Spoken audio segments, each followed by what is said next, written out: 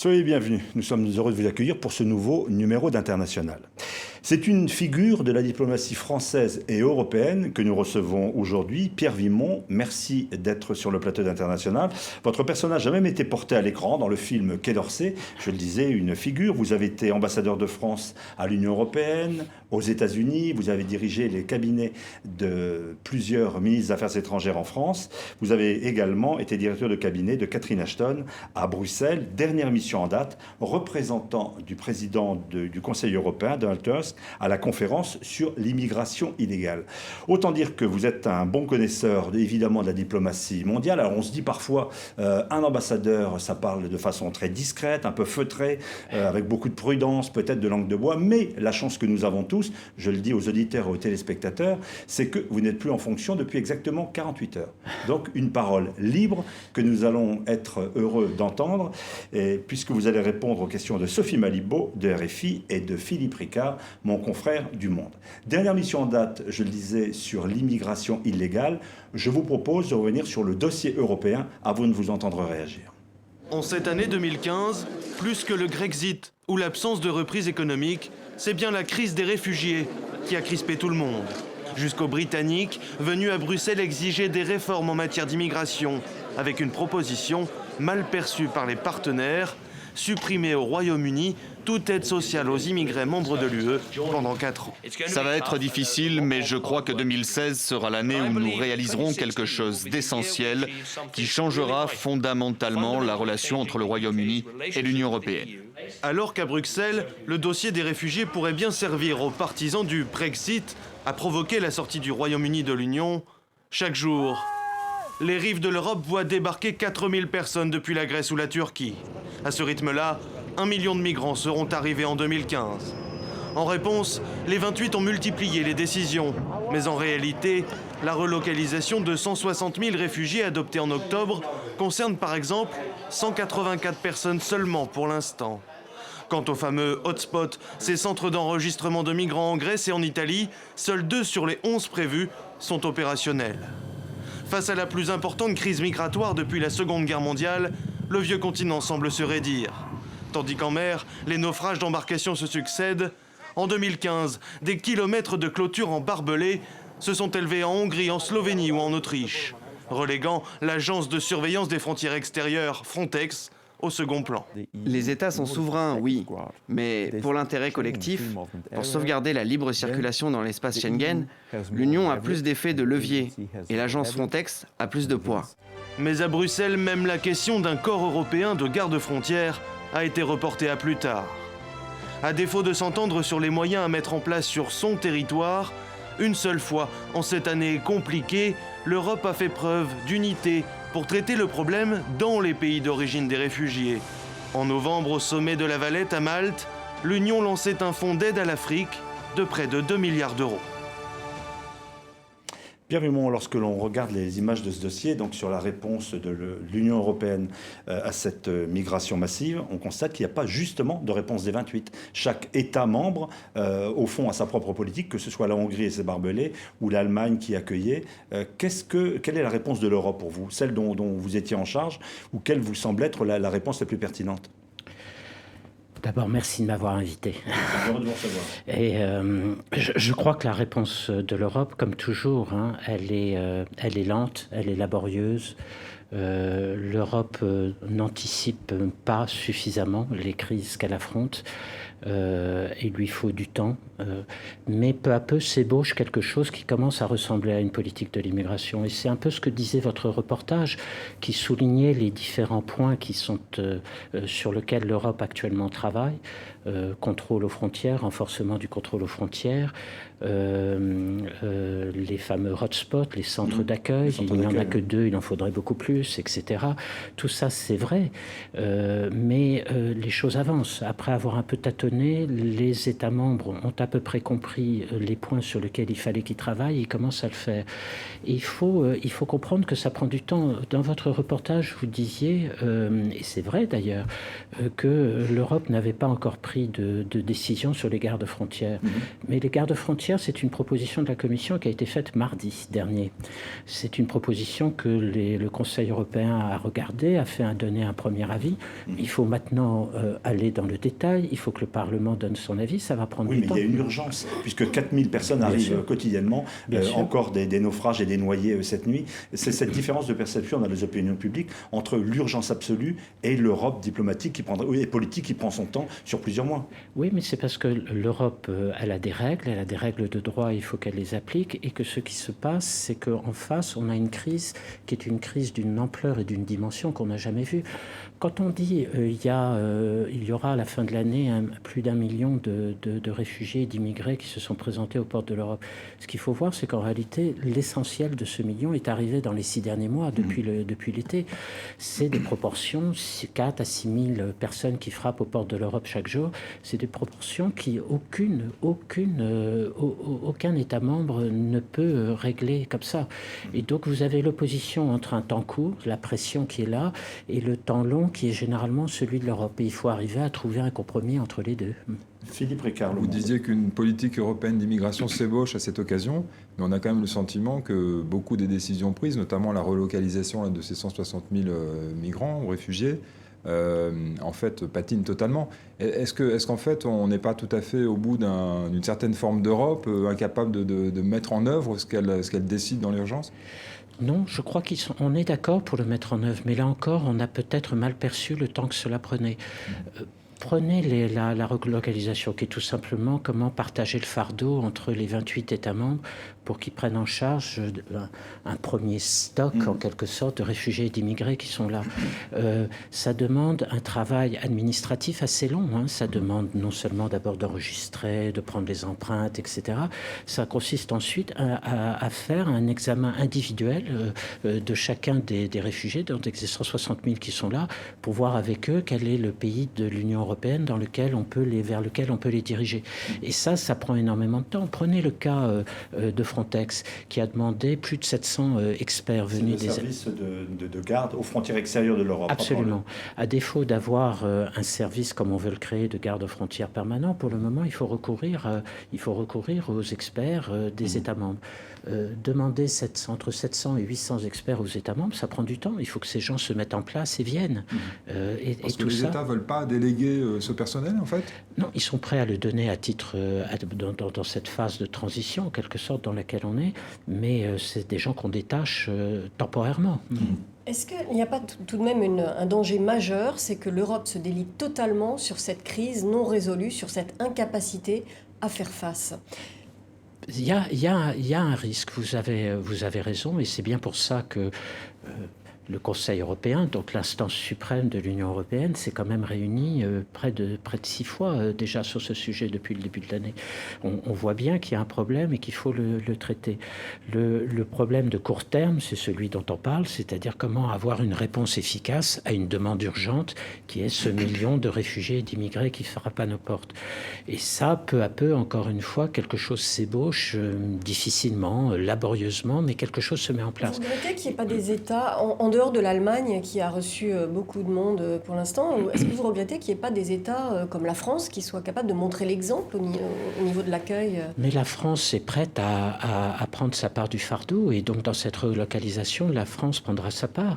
Regardez un autre pays dont on parle peut-être pas assez souvent en France, mais qui est, je dirais, aussi généreux, entre guillemets, que l'Allemagne, qui est la Suède. Toute proportion gardée, la Suède accueille aussi beaucoup de réfugiés. Mais la Suède, récemment, a dû mettre la clé sous la porte et a dit « moi, je ne peux plus, il faut que j'arrête, parce qu'actuellement, je n'arrive plus à accueillir comme il convient tous ces réfugiés qui viennent chez moi. Il faut donc que j'arrête et que je remette de l'ordre, et qu'on remette de l'ordre dans le flux qui vient chez moi, parce que sinon, je n'y arrive plus. » Est-ce que l'Europe doit apporter justement une carte, j'allais dire, contraignante, obliger, entre guillemets, chacun des États à accepter un quota de migrants ? Vous on n'arrivera pas à obliger les États s'ils ne veulent pas. Je veux dire, ça doit être une affaire de pédagogie, de travail en commun, où chacun accepte de jouer le jeu. Et c'est ce travail-là qui est en cours. Mais quand vous voyez des pays comme la Hongrie ou comme la République tchèque qui manifestent une très grande réserve vis-à-vis de ce schéma de relocalisation, on arrive sur, à mon avis, une question plus grave et plus importante pour l'Europe, et qui revient à votre question sur le risque de délitement. C'est que les sociétés de ces pays-là ne sont pas du tout des sociétés multicommunautarisées comme le sont les nôtres. Et donc pour eux, il y a tout un travail à faire de caractère politique, social, je dirais sociologique, pour essayer d'accepter une évolution de leur société qui pour le moment n'a pas eu lieu. Mais c'est possible de voir les centres de décision de l'Europe, la Commission, accepter que des pays, par exemple, demandent de faire le tri, d'avoir des réfugiés chrétiens, par exemple, et pas des autres confessions. Non, c'est pour ça qu'il faut en discuter, qu'il faut arriver à se mettre d'accord sur la bonne approche, et de réfléchir au-delà de la relocalisation à ce qui pourrait être un système plus stable, plus cohérent. Vous savez, qui est ce qu'on appelle le resettlement en anglais, c'est-à-dire le réétablissement, qui est un schéma par lequel on va chercher les réfugiés dans les pays d'accueil actuellement où ils sont, dans les pays de transit. Turquie par exemple, où les États membres disent oui, je suis prêt à prendre un certain nombre de réfugiés. Le travail administratif se fait là, et c'est un immense avantage, c'est que ça donne un moyen plus sûr, plus légal pour ces gens-là de venir en Europe, et surtout ça évite tous ces malheureux de passer par les passeurs et de prendre d'énormes risques pour venir en Europe. Comment voyez-vous l'année 2016 de ce point de vue-là ? On va continuer avec une telle masse de personnes qui cherchent à venir vers le continent européen ? Est-ce qu'on aura un corps de garde-côte aussi, ou garde-frontière européanisé ou pas ? Je pense que dans le courant de l'année 2016, ce dispositif de garde-frontière se mettra en place. Mais encore une fois, ça va prendre du temps parce qu'il faut négocier ça avec le Parlement européen et les États membres. Ce que l'on peut espérer, c'est deux choses en réalité pour essayer d'arrêter un peu la pression actuelle. C'est que la Turquie, éventuellement d'autres pays de transit, assurent un meilleur contrôle à leurs frontières aussi vis-à-vis de ces réfugiés qui essayent de passer en Europe. Et peut-être aussi, faut-il espérer, puisque l'une des sources de ces réfugiés, c'est la Syrie, c'est que la négociation qui est en train d'être lancée pour essayer de trouver une solution politique à la crise syrienne va aller de l'avant. Donc assécher à la source, quoi. Voilà. N'oubliez pas quand même qu'il n'y a pas simplement des réfugiés syriens, il y a aussi des réfugiés irakiens et aussi un nombre croissant de réfugiés afghans. Et donc ça veut dire qu'il faut aussi traiter à la source les crises politiques dans ces pays-là. Et qu'est-ce qu'il faut faire, monsieur l'ambassadeur, pour éviter que ne s'installe dans les têtes ce lien qui est relevé par certains entre terrorisme et immigration ? C'est exploité par tous les partis extrémistes d'Europe. Qu'est-ce qu'il faut faire pour empêcher ça ? Il faut faire deux choses. D'abord, il faut répéter que le lien n'est pas celui-là, même s'il peut y avoir certains cas comme on l'a vu au moment des attaques du 13 novembre à Paris. Le million d'immigrés qui actuellement frappe aux portes de l'Europe, ce n'est pas 1 million de terroristes. Et je crois que ça, tout le monde est d'accord. Mais la deuxième chose qu'il faut faire, bien évidemment, c'est renforcer le contrôle aux frontières et de manière très simple, c'est-à-dire faire en sorte que, pour dire les choses simplement, faire en sorte que le fichier de la police et le fichier qui a identifié un certain nombre de terroristes potentiels puisse être connecté avec le fichier de Schengen et le fichier d'identification des gens qui passent la frontière. Et qu'à travers ce moyen-là, on renforce un peu nos moyens de contrôle en même temps que l'échange de renseignements aussi se fait d'une manière plus efficace que ça n'a été le cas jusqu'à maintenant. Pierre Vimont, vous avez beaucoup travaillé à des postes européens. Avec cette crise des migrants, on a le sentiment que les opinions publiques, dans leur ensemble, se détournent du projet européen. C'est peut-être le plus grave, ça ? Je ne suis pas sûr qu'elles se détournent forcément du projet européen. C'est-à-dire que quand vous continuez à interroger les opinions publiques, elles continuent à croire que l'Europe reste une solution utile et possible pour l'avenir. En d'autres termes, si on est unis, on est plus fort dans tous les dossiers sur lesquels on veut avancer ensemble. Mais ça vaut pour l'immigration, comme ça vaut pour l'économie, comme ça vaut pour la diplomatie. Ce qui fait peur, je crois, aux opinions publiques, et ils ont raison, c'est quand ils voient la difficulté que rencontre actuellement l'Europe pour agir efficacement en matière d'immigration. Ils ont le sentiment que le système patine un peu et a du mal à avancer. Et donc ce qu'ils ont envie, c'est qu'on améliore la manière de faire de l'Europe et qu'on soit plus efficace qu'on ne l'a été. C'est ce que l'Europe essaye de faire à l'heure actuelle. Et je pense que peu à peu, on verra que ça avance et que ça va dans le bon sens. Pierre Vimont, est-ce que ce qui brouille le message de l'Europe, c'est pas aussi sa faible ambition? Quand on voit que les quotas, enfin le nombre d'immigrants acceptés qui seraient donc relocalisés, on s'en tient à 160 000 alors qu'ils sont déjà plus d'1 million arrivés sur place. Quel sens est-ce que ça, cette dichotomie entre les chiffres? Oui, vous savez que les 160 000 à l'époque, c'était un premier effort de partage du fardeau avec l'idée qu'ensuite on aurait un mécanisme permanent de relocalisation. Mais on n'y arrive même pas. Alors ce mécanisme permanent, pour le moment, c'est vrai qu'il n'est pas en place et qu'un certain nombre d'États membres ont des réserves. D'où aussi l'idée de voir si on ne peut pas faire ça différemment à travers ce mécanisme de réétablissement dont je parlais tout à l'heure et qui nous permettrait à l'Europe de travailler plus directement avec les pays de transit. Mais je crois que derrière ça, votre question sur l'ambition, c'est une vraie question et vous avez raison. Et il faut que les États membres se mettent autour de la table et réfléchissent un peu, comme ils ne l'ont pas fait jusqu'à maintenant, sur quels sont les objectifs d'une politique d'immigration. Et là, vous voyez d'ailleurs que le problème n'est pas le même selon les pays. On le sait bien, l'Allemagne, qui risque d'avoir un déficit démographique au cours des années à venir, peut être tentée de recevoir du monde chez elle et d'avoir des réfugiés ou même peut-être des immigrés économiques. Ça peut être le même cas dans d'autres pays qui sont dans la même situation démographique. Ce n'est pas le cas pour la France ou pour d'autres pays qui ne sont pas dans cette situation-là. Et est-ce qu'il ne manque pas un outil économique aussi pour accompagner des mesures ambitieuses, une sorte de plan Marshall peut-être pour adapter les économies des différents pays d'Europe à cette nouvelle donnée? Il faut sans doute un plan de développement économique plus ambitieux, d'abord avec les pays d'émigration, c'est-à-dire avec en particulier l'Afrique, qui, elle, va être exactement dans la situation inverse de l'Europe. Vous savez que sa population va doubler à peu près d'ici le milieu du siècle. Ils seront 3 milliards en Afrique et non plus 1 milliard et demi. Et avec raison, il dit, si vous ne voulez pas qu'il y ait un flux croissant d'immigrés, aidez-nous dans notre développement économique à lutter contre la pauvreté, contre le dérèglement du climat et contre l'insécurité croissante en Afrique qui devient un vrai problème de fond. Philippe Ricard, on observe qu'il y a une victime collatérale, si je peux l'appeler comme ça, à la crise des réfugiés, c'est l'espace de libre circulation Schengen. Est-ce que vous pensez que cet espace va survivre à l'année 2016 ou est-ce qu'il est déjà mort? Juncker, je crois, a parlé de coma pour cet espace. C'est votre avis? Il est en difficulté, incontestablement. Mais je crois que l'intérêt de Schengen est toujours là, l'intérêt à avoir une libre circulation, pas simplement d'ailleurs pour les citoyens, et c'est important, mais pour les entreprises. Les contrôles qu'on a remis actuellement aux frontières entre la France, la Belgique, la France et l'Allemagne et tout ça, beaucoup d'entreprises actuellement s'inquiètent de cela, et avec raison, parce que les transports routiers sont encore un mode de transport tout à fait essentiel pour les entreprises et elles connaissent actuellement des retards croissants et très très difficiles pour l'acheminement de leurs marchandises. Donc je crois qu'on a besoin toujours de Schengen et que Schengen reste indispensable. Il faut simplement, là encore, arriver à le renforcer et c'est ce sur quoi actuellement on est en train de travailler. Alors Pierre Vimont, vous avez, je le disais, dans vos récentes fonctions, dirigé le cabinet de Catherine Ashton, autre représentante de l'Europe aux relations internationales. Déjà, le titre est long. Est-ce qu'il y a vraiment une diplomatie européenne? On a le sentiment qu'au fond, les grands États, on peut même parler de la France, n'ont pas envie qu'il y ait une diplomatie européenne. C'est pour montrer un poste, mais c'est presque un faux semblant. On n'y arrive pas à avoir une diplomatie.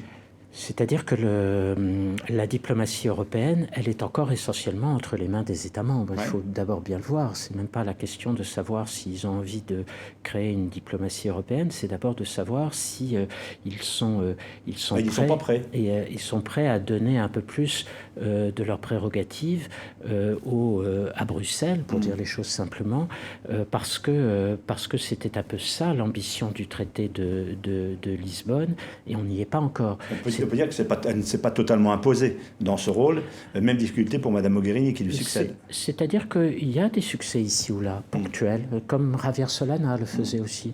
Madame Ashton a eu un vrai succès dans la négociation entre la Serbie et le Kosovo. Madame Mogherini, comme d'ailleurs Madame Ashton avant, a joué un vrai rôle important dans la négociation et l'accord sur le programme nucléaire iranien. Mais il en faudrait plus et il faudrait avancer plus loin. Vous listez des points positifs comme le verre à moitié plein ou à moitié vide. On se retrouve dans 2 minutes exactement. On fait un point d'actualité. On vous retrouve avec d'autres questions, notamment le Brexit.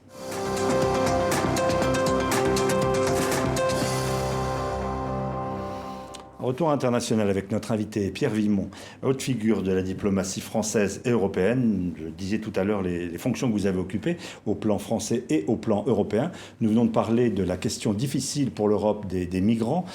Autre point à l'ordre du jour du récent sommet, Sophie Malibaud, c'était la Grande-Bretagne. Oui, la question de savoir, Pierre Vimont, est-ce que le maintien du Royaume-Uni au sein de l'UE est quelque chose d'absolument nécessaire, fondamental? Est-ce qu'il faut éventuellement envisager le Brexit si c'est pour ne pas répondre à toutes les conditions demandées par Et jusqu'où les concessions? Vous avez raison, et c'était très clair au Conseil européen de la semaine dernière. Personne n'a envie que la Grande-Bretagne quitte l'Union européenne, mais pas à n'importe quel prix. Il y a quand même un certain nombre de principes, comme vous le savez, à propos de toute cette question de la libre circulation des citoyens européens, de la non-discrimination, mais on pourra aller plus loin. Un certain nombre de demandes britanniques, si on les pousse à bout, ça leur donne une sorte de droit de veto sur ce que nous, on a envie de faire dans la zone euro, ou demain, si certains États membres veulent aller vers davantage d'intégration. Donc ça, c'est pas acceptable. Et il faut trouver un compromis entre ces deux positions. Sur la question des migrants, la question migratoire, où la Grande-Bretagne veut une sorte de dérogation, on voudrait pouvoir priver les migrants d'allocations pendant 4 ans. Années, oui. Est-ce que c'est acceptable? Est-ce que là-dessus, il est possible de céder? C'est le point sans doute le plus difficile, parce qu'il y a des principes sur lesquels on ne peut pas céder. Mais si, au fond, le point sur lequel insiste David Cameron, c'est celui des abus qui sont actuellement pratiqués par certains immigrés qui arrivent en Grande-Bretagne et qui profitent des allocations sociales auxquelles ils ont droit. Lutter contre ces abus, c'est quelque chose qui a même été accepté par la Cour européenne de justice. Donc on peut peut-être arriver à trouver une formule. Je crois qu'on peut arriver à trouver des formules de compromis si chacun fait preuve un peu de bonne volonté. Et je pense qu'on a intérêt à le faire assez vite. Le Conseil européen a décidé de revenir sur le sujet au mois de février prochain. Et je crois que l'idéal, ce serait d'arriver à bloquer à ce moment-là. Parce que la vraie difficulté, à mon avis, pour David Cameron, ça va être la campagne du référendum et le référendum. Et celui-là, il ne va pas être facile à gagner. Et donc, le plus tôt on peut commencer à avoir cette discussion, le plus tôt les Britanniques peuvent commencer à discuter dans le cadre de leur campagne référendaire, le mieux ce sera. Au stade où on en est, si vous deviez prendre un pari justement sur le maintien ou pas du Royaume-Uni dans l'Union européenne, qu'est-ce que vous choisiriez comme option? Moi, je veux rester optimiste et personnellement, je pense que ce serait bien et ce serait beaucoup mieux que la Grande-Bretagne reste à l'intérieur de l'Union européenne pour tout ce qu'elle apporte. Parier sur la décision que prendront les Britanniques, c'est très difficile. Je note quand même que les sondages à l'heure actuelle restent manifestes ou montrent qu'il y a encore une majorité de Britanniques qui sont favorables à rester à l'intérieur de l'Union européenne. Étroite, hein. Et la majorité était droite et il y a beaucoup d'indécis, y compris au sein du groupe parlementaire conservateur, où on voit qu'à peu près un tiers des députés conservateurs à Westminster s'interrogent si ils sont le pour ou contre. Si on essaie d'élargir un peu, on peut se souvenir qu'il y a 5 ans, pratiquement jour pour jour, un Tunisien s'immolé par le feu, Mohamed Bouazizi, et donc lancé ce qu'il est convenu d'appeler aujourd'hui le printemps arabe. Quel regard portez-vous 5 ans après sur ce qui s'est produit? Il y avait beaucoup d'espoir, il y avait une attente d'un grand regain démocratique, et puis on regarde pays par pays, au contraire, la situation s'est parfois aggravée. Alors, il est trop tôt pour juger, ou bien cet espoir s'est envolé en cours de route? Non, il est trop tôt pour juger, vous avez raison, et il faudra se donner un peu plus de temps. Je crois que peut-être l'erreur de perception qu'on a tous faite au moment de ce printemps arabe, c'est comme il s'est produit dans différents pays en même temps, on a pensé que c'était un mouvement uniforme, général, qui allait emporter l'ensemble de la démocratique. région. Voilà. Or, on s'aperçoit quand on regarde un peu plus près, et 5 ans après, c'est que probablement c'était des événements, des phénomènes qui étaient très locaux, qui représentaient des phénomènes propres à chacun de ces États. Et on voit bien aujourd'hui que ce qui se passe en Tunisie n'est pas ce qui se passe en Égypte, qui n'est pas ce qui se passe au Yémen ou en Syrie, et qu'il faut donc sans doute avoir un regard plus réaliste sur ce mouvement général et essayer au contraire maintenant de l'examiner à travers le cas particulier de chacun de ces États, en espérant que dans chacun d'entre eux, on évoluera vers en effet une démocratie stable, solide et sur le long terme, mais on en est loin encore, c'est vrai. Pierre Vimont, vous parliez d'erreurs de perception. Est-ce que vous pensez qu'aujourd'hui, la perception que les diplomaties européennes ont de la Libye est adéquate? Il y a un accord qui a été conclu, mais au forceps. Beaucoup de chercheurs disent que ça ne peut pas fonctionner. Est-ce que vous pensez qu'aujourd'hui, on commence à corriger la copie ou est-ce qu'on n'est pas en train de s'enferrer dans un dispositif qui... Même comme si comme vous l'avez dit au départ, je ne suis plus diplomate, je suis retraité, je reste un indécrottable diplomate, et donc je vous pense que... en fonction de 48 heures, mais bon. Donc vous trouvez que l'accord de l'ONU est impeccable? Non, je pense que c'est une étape utile et nécessaire parce que on a tous dit que ce dont on avait besoin en Libye, c'est d'un gouvernement d'union nationale pour sortir de l'espèce de face-à-face entre les gens de Tripoli et les gens de Tobrouk qui était tout à fait mauvais pour la stabilité du pays. C'est extrêmement fragile et ce gouvernement d'union nationale, on va voir très vite s'il arrive à se mettre en place, à s'installer à Tripoli et à commencer à gouverner. Et c'est loin d'être sûr, vous avez raison. Il est déjà contesté des deux exactement, côtés. mais on le savait déjà puisque certains membres à la fois de l'Assemblée de Tripoli et de l'Assemblée de Tobrouk refusaient cet accord. Il y a des extrêmes des deux côtés et en fait cet accord, il a constitué à mettre ensemble les modérés et à les faire signer cet accord. Donc je crois qu'il faut y aller. Ce qui est important pour la communauté internationale, à mon avis, c'est qu'elle essaye pas de forcer les choses, c'est qu'elle essaye d'aider ce gouvernement d'union nationale à se mettre en place, mais à prendre le temps pour se mettre en place. Or la difficulté, et je suis d'accord avec vous, parce que ça c'est la principale préoccupation de la communauté internationale, c'est qu'elle voit que pendant ce temps, l'État islamique, Daesh, commence à s'implanter de plus en plus dans la région, à se diriger vers les champs pétroliers, à se diriger vers la frontière tunisienne avec tous les risques que cela court. Et donc, il y a une sorte de pression de la communauté internationale pour aller vite. Et donc, c'est cet équilibre-là qu'il va falloir trouver. Pas facile, mais il faut le trouver. Est-ce que ces efforts diplomatiques seront suffisants ou est-ce qu'il faudra en venir aussi à une forme d'intervention de soutien militaire au moins aérien, etc. C'est une hypothèse que vous n'excluez pas pour l'année prochaine, par la communauté internationale pour lutter contre l'État islamique? Il faut que ce soit de la responsabilité de ce gouvernement d'union nationale. Il ne faut rien faire sans l'accord des Libyens. C'est les Libyens qui doivent décider. Il faut donc que ce gouvernement d'union nationale décide s'il doit faire appel à l'aide internationale, qui n'est pas forcément militaire, qui peut être aussi et qui sera certainement économique, technique et prendre toutes les formes possibles, mais c'est aux Libyens de décider ce qu'il faut faire. D'où l'importance que les premières décisions que pourrait prendre ce gouvernement d'union nationale, elles soient partagées par tous et qu'elles fassent l'objet d'un consensus national. Sinon, on risque de retrouver les mêmes affrontements que dans le passé. Et quand vous vous projetez un peu en arrière, est-ce que c'était une bonne décision finalement d'intervenir pour faire tomber Kadhafi? C'est-à-dire, il y a toujours deux choses qu'il faut retenir de cette période-là. Il y avait venir au secours de la population de Benghazi et appliquer ce fameux droit à la protection internationale. Vous savez, quand on a vu les troupes de Kadhafi s'approcher de Benghazi, tout le monde a pensé à certains massacres dans le passé en Afrique ou ailleurs, et tout le monde s'est dit au sein de la communauté internationale, non, pas ça, pas une fois de plus cette histoire-là. D'où, et il ne faut pas l'oublier, le fait que la résolution qui a permis l'intervention étrangère était adoptée à l'unanimité, par consensus. Avec les Russes. Avec les Russes. Les Russes se disent, nous avons été floués de pluie. Alors c'est ça, la deuxième étape qui a consisté, une fois qu'on a réussi à sauver Benghazi, à protéger la population, à rester présent et à faire ce que certains ont appelé du changement de régime, c'est là où il y a plus de contestation. Pour vous, on aurait dû s'arrêter aussi à Benghazi, finalement. Probablement. Et la troisième erreur internationale, mais ça on l'a tous commise, c'était qu'une fois que le gouvernement et le régime de Kadhafi a disparu, c'est qu'on s'est posé la question, maintenant qu'est-ce qu'on fait avec les nouvelles autorités en place libyennes.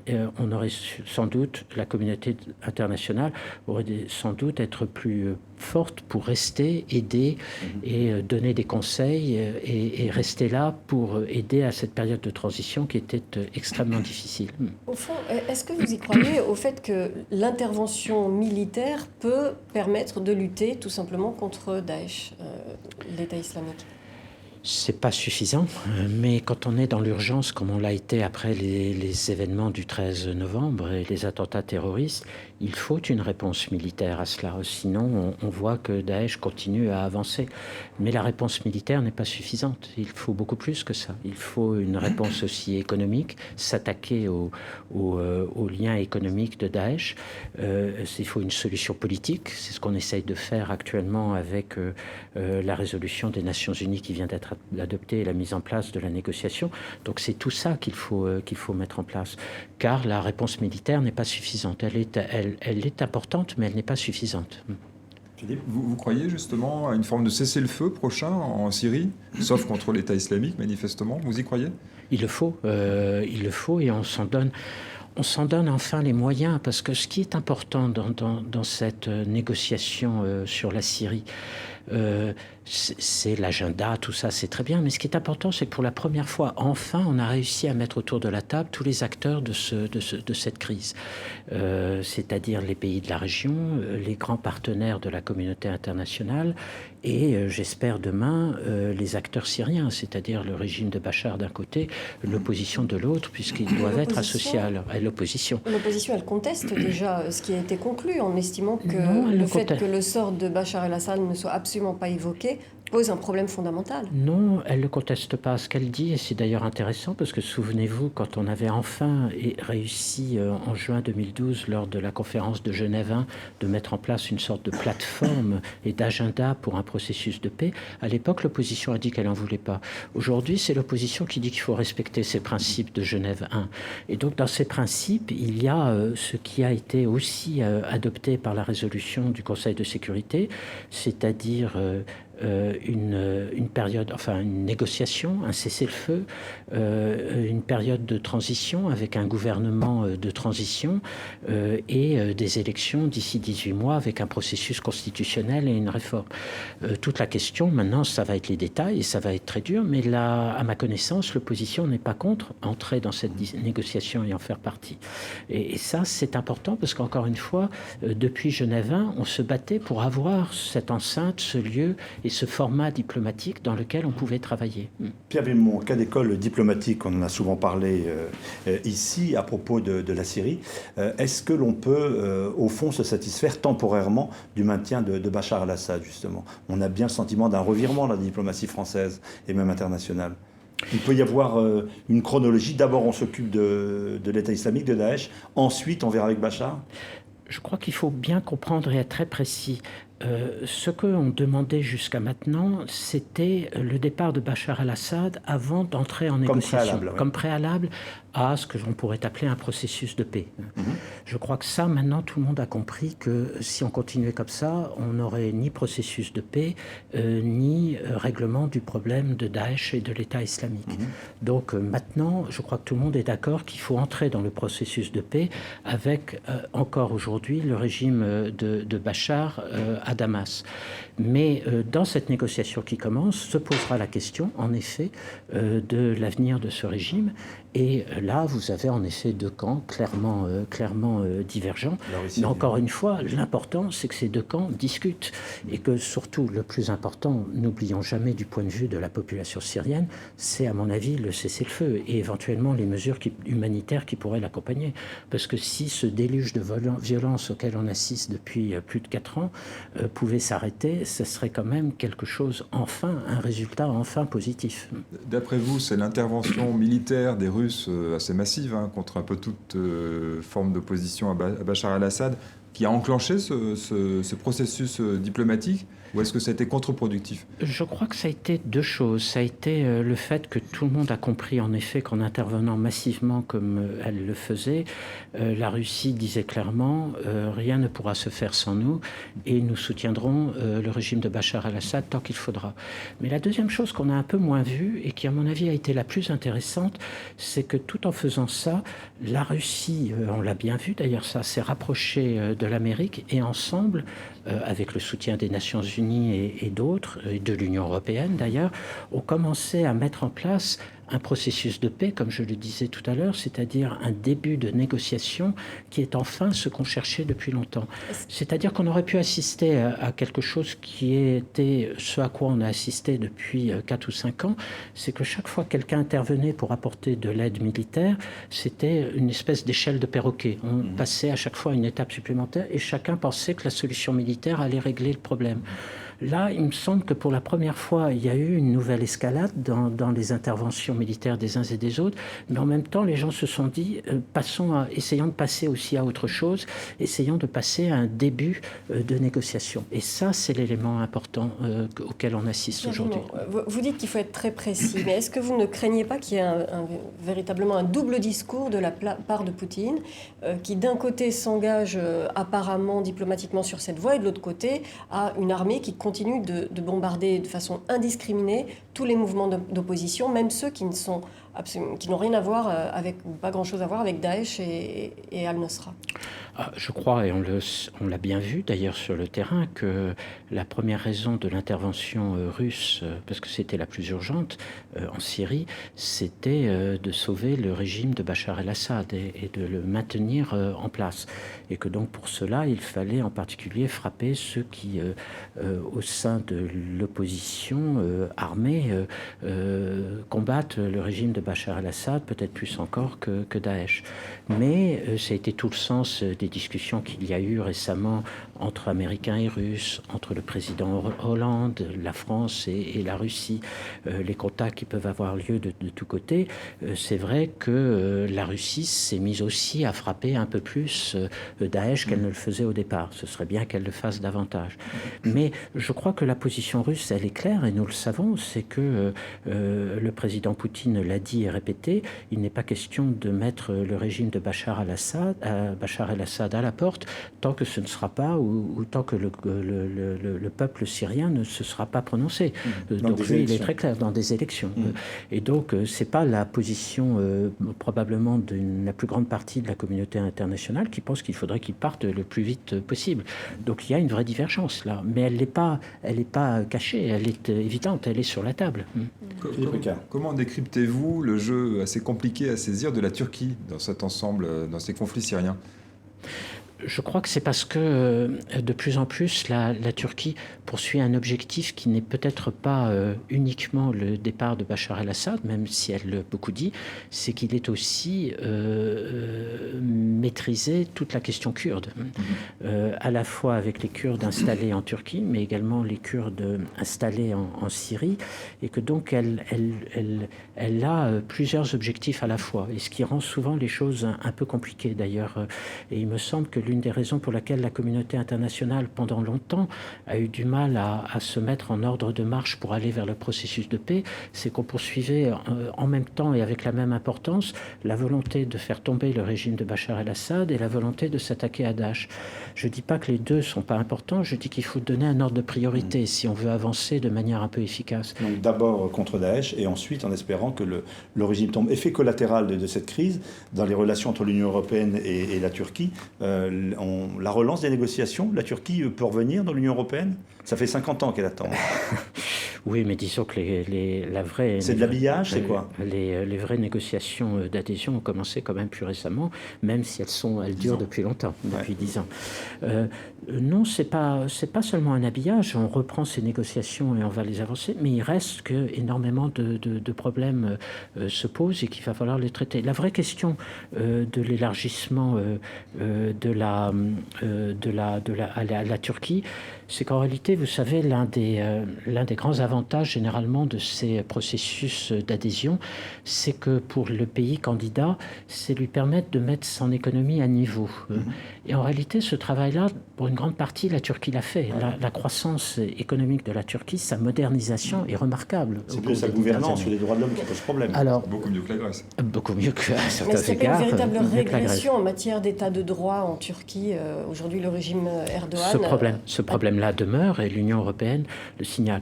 Et c'est sur ce problème-là que de plus en plus, en effet, les négociations d'élargissement vont probablement se focaliser ou se bloquer peut-être même.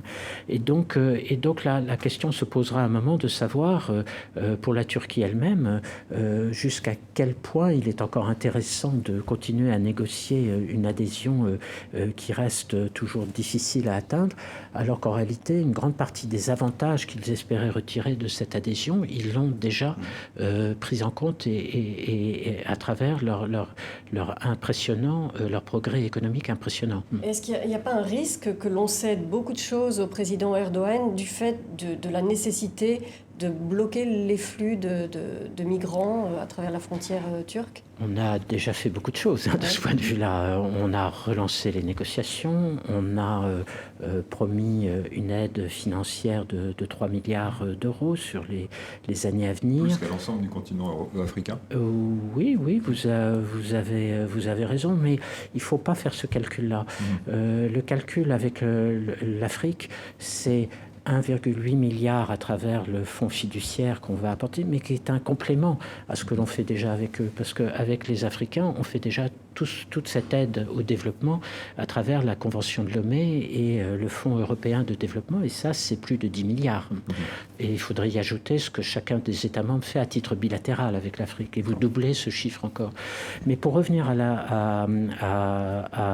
la Turquie, il y a tout ça qu'on est en train de faire. La reconnaissance aussi que pour nous, la Turquie est un partenaire stratégique et c'est très important pour eux. Le fait qu'on aura maintenant sur tous les sujets des discussions régulières, on fera des sommets avec eux pour discuter de tout ça. Donc on fait déjà beaucoup.